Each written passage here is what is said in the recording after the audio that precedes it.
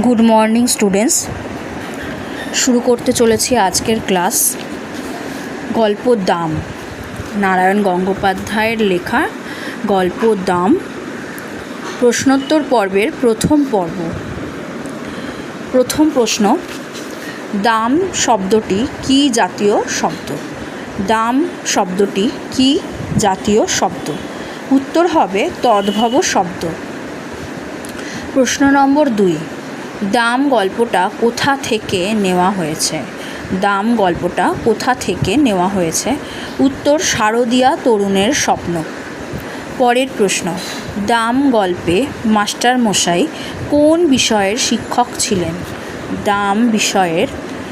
দাম গল্পে মাস্টারমশাই কোন বিষয়ের শিক্ষক ছিলেন? উত্তর অঙ্কের শিক্ষক ছিলেন। পরের প্রশ্ন,